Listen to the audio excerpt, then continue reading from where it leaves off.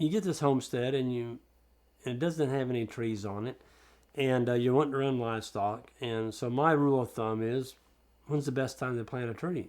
Yesterday. Don't procrastinate. Get the trees in the ground. But you got to protect them. If you're going to bring in sheep and goats or cattle, and you put this nice vulnerable little tree out there in the middle of that field, and you turn your sheep into it, they're going to strip it. They're going to take every leaf off of it. And a tree that doesn't put leaves on, it doesn't exist because they got to get photosynthesis.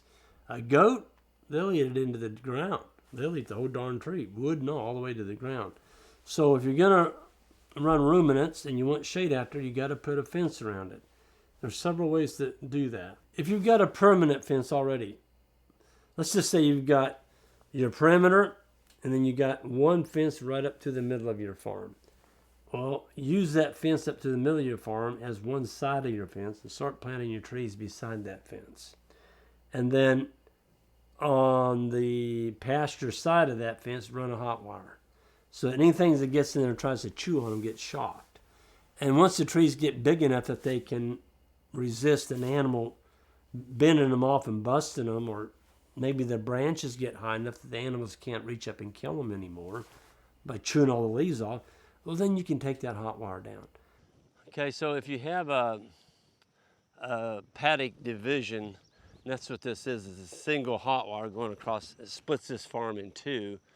That's a good place to plant trees. And so we've planted a couple, I think there's 200 from this fence line clear to the other side of the farm. And so when the cattle come in here, you could permanently fence this. We haven't. We just put a poly wire up on this side. And these are the trees that we planted. We got them from the Missouri Department of Conservation. You can buy them in groups of 25, and there's pecan. Of course, we got redbud. There's persimmon, mulberry, oak, hickory. There's some other wildlife bundles. One is there's actually a shrub lespedeza in here, witch hazel. I like to plant a diversity of plants that put something on in the fall, some kind of mascot. Of course, the mulberries put on mulberries, and the nut trees, will put on nuts as they get older.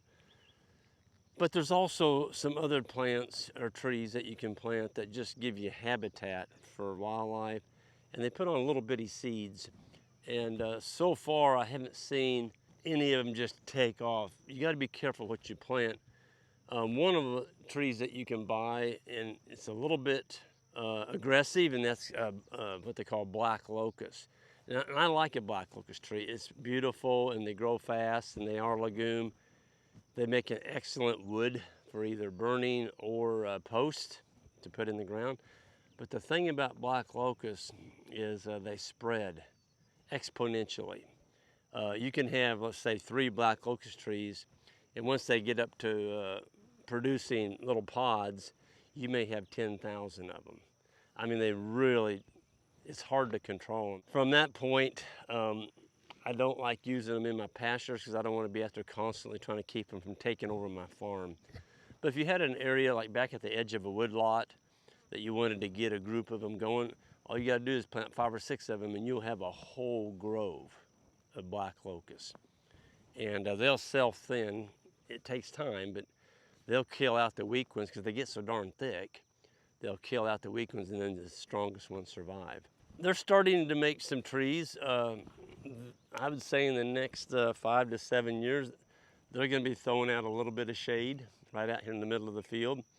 And then we've also planted some out in the middle of the field, and we're going to show you that next.